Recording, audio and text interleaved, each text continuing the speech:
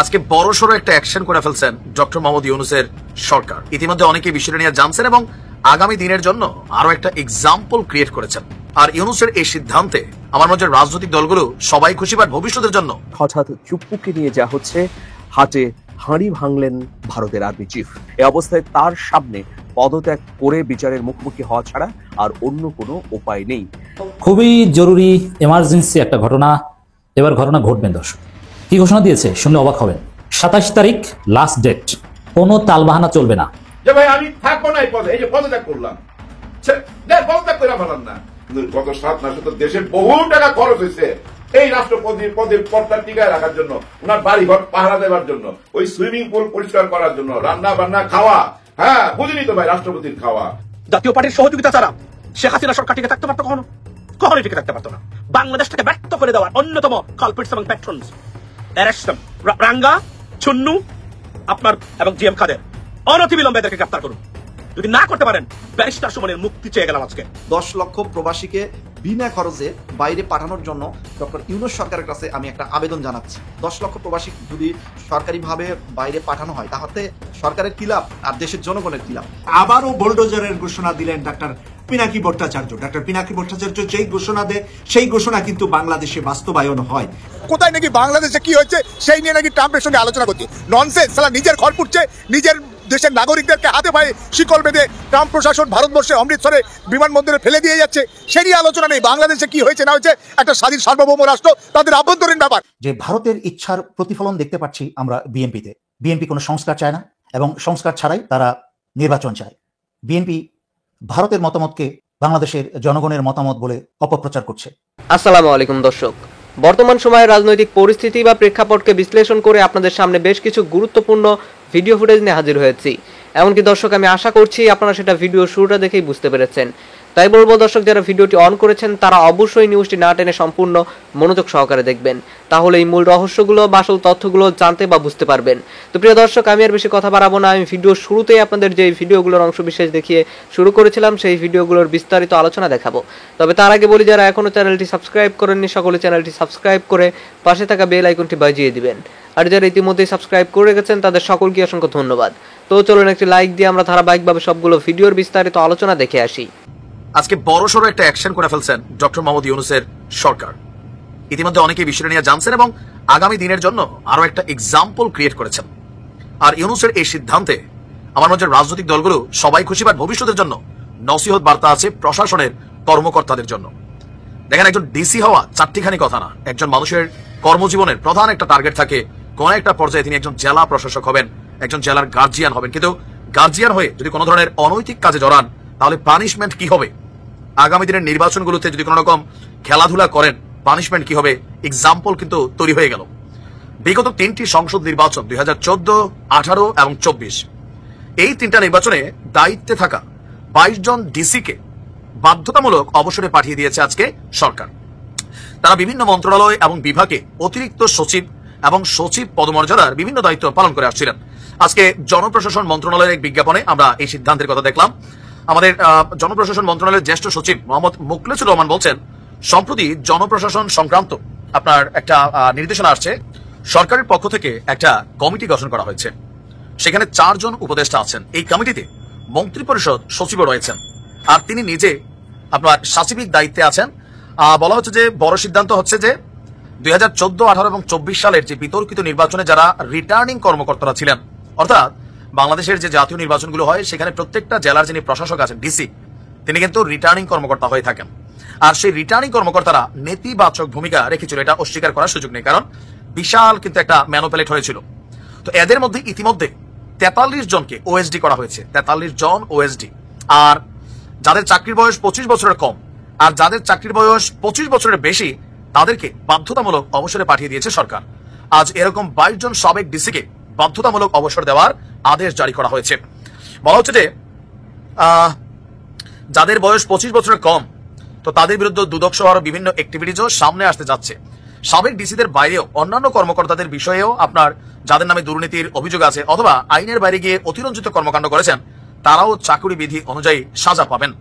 তো আমরা মোটামুটি যতটুকু বুঝতে পারছি যে আপনার আওয়ামী লীগকে মাঠে রাখতে বা ক্ষমতায় রাখতে সরকারের যে ডিপার্টমেন্টগুলো কাজ করেছে, ইভেন সরকার পতনের পর প্রশাসনের বিভিন্ন গুরুত্বপূর্ণ পদে যারা এখনো অধিষ্ঠ আছেন তাদের তালিকা করা হচ্ছে, ইভেন তাদেরকে বেছে বেছে আউট অফ মার্কেট করে দেওয়া হবে। আর এতে অনেক ডিসিদের মধ্যে ভয়ও কিন্তু ঢুকে গেছে। তবে এটা একদিকে ভালো। আমি কেন ভালো মনে করি দেখেন, আগামী দিনে যে নির্বাচনগুলো হবে, সরকার কিন্তু ডক্টর ইউনূস তো একা না, শেখ হাসিনা একা না, সরকারের বিভিন্ন হাত পা আছে। হাত পাগুলোর মধ্যে প্রধান কিছু হাত পা হচ্ছে ডিসিরা, উপজেলা কর্মকর্তারা, ইউএনওরা। তারা যদি দুর্নীতিগ্রস্ত হয়ে যায়, টাকা পয়সার লোভে নির্বাচনকে ম্যানিপুলেট করে, তাহলে এই দেশে কখনোই নির্বাচন সুষ্ঠু হবে না। এটা আগামী দিনের জন্য একটা কঠিন সবক হিসাবে রইল।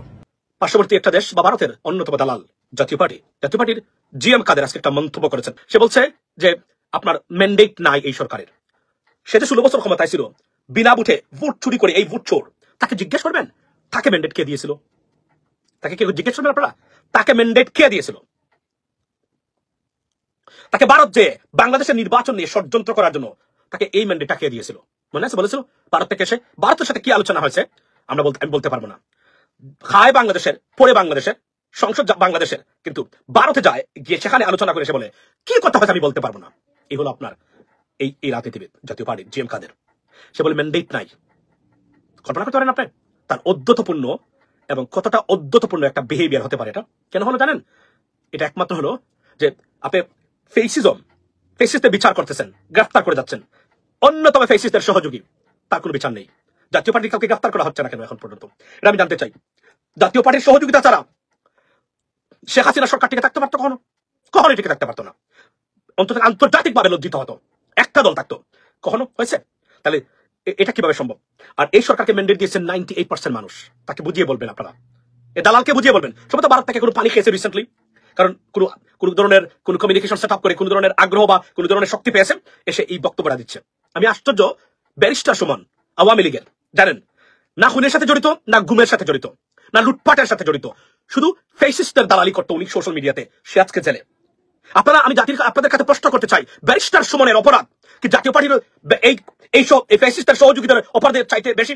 আমি জিজ্ঞেস করতে চাই আপনারা বাংলাদেশের জনগণ যারা আছেন, দেশে বিদেশে প্রবাসী যারা আছেন, ব্যারিস্টার সুমন কোন অপরাধে আপনার অভিযুক্ত? এখন দালালি করতো।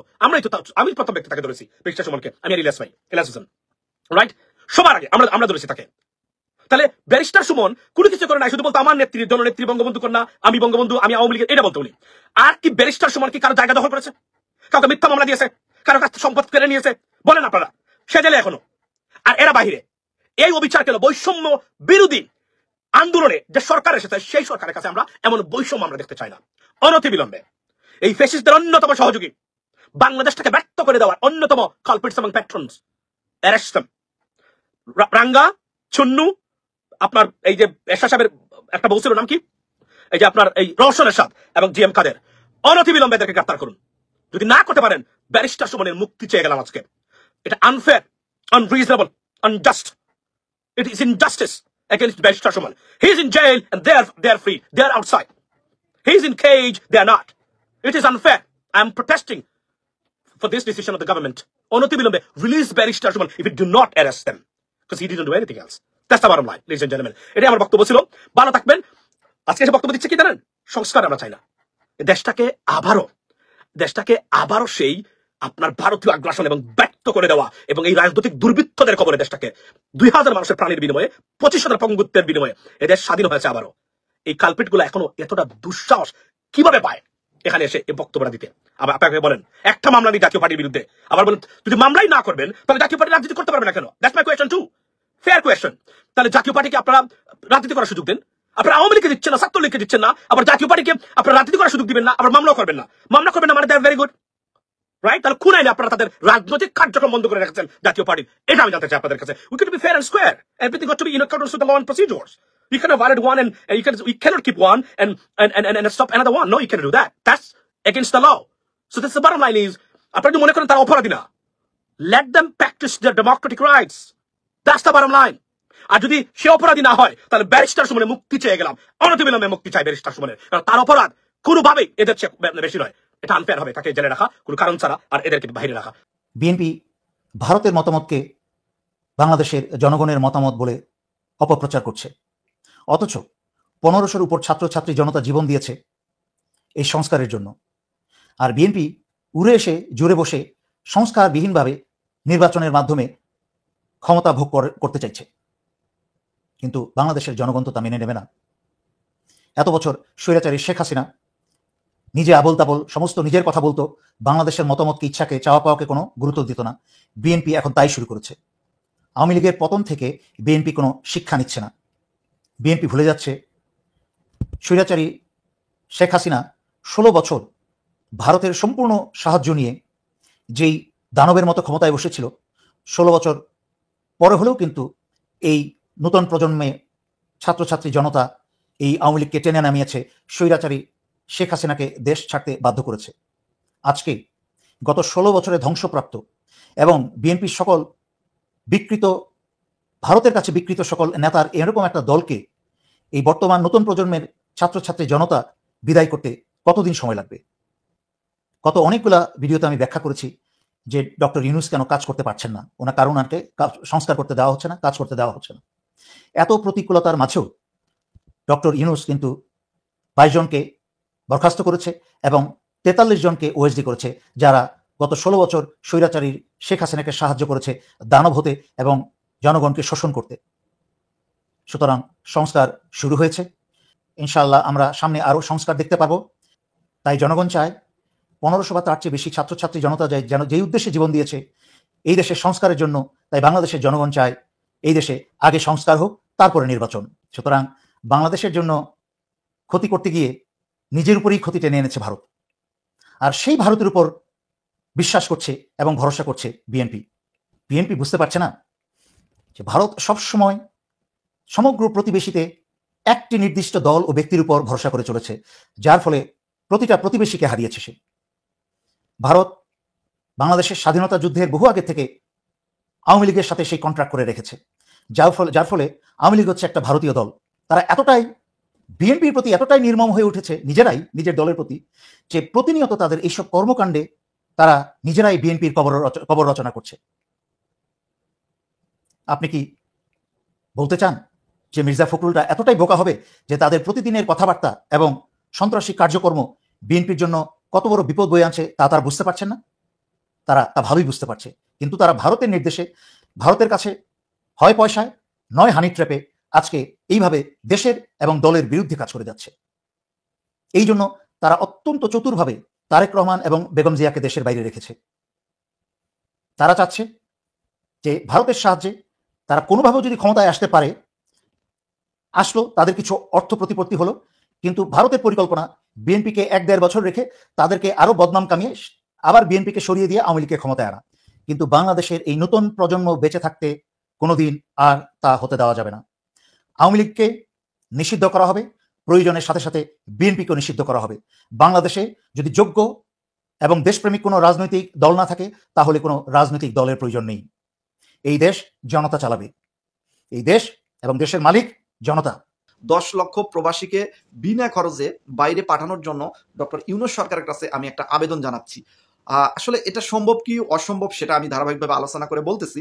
আসলে কেন এই আবেদনটা আমি জানাচ্ছি, 10 লক্ষ প্রবাসী যদি সরকারিভাবে বাইরে পাঠানো হয়, তাহলে সরকারের কি লাভ আর দেশের জনগণের কি লাভ, আমি এই বিষয়টি আগে আপনাদের মাঝে বুঝিয়ে দিচ্ছি। সেটা হচ্ছে, আপনারা জানেন যে বাংলাদেশে প্রচুর পরিমাণ বেকারত্ব আছে, অনেক লোক কাজ পায় না, বসে থাকে, বা নানান লোক বিদেশে যেতে চায় কিন্তু বারবার দালালের কাছে যাচ্ছে বা এজেন্সির কাছে যাচ্ছে, হয়রানি হচ্ছে কিন্তু যেতে পারছে না। অনেক দক্ষ শ্রমিকও বাংলাদেশে কিন্তু আছে। তো আমি ডক্টর ইউনূস সরকারের কাছে একটা যুগান্তকারী প্রস্তাব দিতে চাচ্ছি, সেটা হচ্ছে অন্তত 10 লক্ষ প্রবাসী, 10 লক্ষ বাংলাদেশি যে বর্তমানে বেকার লোক আছে, যারা বিদেশে যেতে চাচ্ছে, আপ্রাণ চেষ্টা করতেছে, এরকম 10 লক্ষ লোককে আপনি বিনা খরচে বাইরের দেশে পাঠিয়ে দিন। সেটা হতে পারে মালয়েশিয়া, সৌদি আরব, কুয়েত, দুবাই, তারপরে বাহরাইন, আরব আমিরাত, ওমান, কাতার বা সিঙ্গাপুর বা অন্য দেশ, যে দেশ থেকেই ভিসার সুযোগ আসে না কেন, সেই দেশ টোটালি সবগুলো দেশ মিলে অন্তত 10 লক্ষ প্রবাসীকে আপনি বিনা খরচে বাইরে পাঠানোর ব্যবস্থা করে দিন। এটা আমরা অনুরোধ জানাচ্ছি আপনার কাছে। এতে দেশের জন্য অত্যন্ত লাভজনক একটি কাজ হবে। কিভাবে এটা সম্ভব আমি আপনাকে একটু ধারণা দিচ্ছি। সেটা হচ্ছে, যদি 10 লক্ষ প্রবাসীকে এইভাবে বাইরে পাঠানো হয়, যদি সরকারি খরচে, ধরেন সরকারিভাবে যদি কোনো প্রবাসীকে বাইরে পাঠানো হয়, সেক্ষেত্রে 1 থেকে 1.5 লাখ টাকার বেশি খরচ হয় না। কারণ যে ডক্টর ইউনূস সরকারের কিন্তু পাওয়ার আছে, ডক্টর ইউনূসের কিন্তু অন্যরকম একটা পাওয়ার আছে। যদি সৌদি আরবের প্রিন্সের কাছে ফোন করে, বা দুবাইয়ের প্রিন্সের কাছে ফোন করে, কুয়েতের আমিরের কাছে ফোন করে, এদের কাছে ফোন করে যদি বলে, বা মালয়েশিয়ার সরকারের কাছে ফোন করে যদি বলে যে আমার দেশের শ্রমিক আছে, দক্ষ শ্রমিক আছে, আমাদের দেশের শ্রমিকগুলো সরকারিভাবে তোমাদের দেশে কিছু পাঠাবো, বা সেখানে যদি যোগাযোগ করে মন্ত্রীদের সাথে, ডক্টর ইউনূসকে আসলে ফিরিয়ে দেবে এরকম কোনো লোক মনে হয় পৃথিবীর কোনো দেশের সরকার প্রধান বা মন্ত্রী পরিষদে নেই। অন্তত যদি 50,000 লোকের জন্য প্রস্তাব করে অন্তত 20 থেকে 30,000 লোক পাস হয়ে যাবে বিনা খরচে, বিনা টাকাতে ভিসা দিয়ে দেবে সেই দেশ।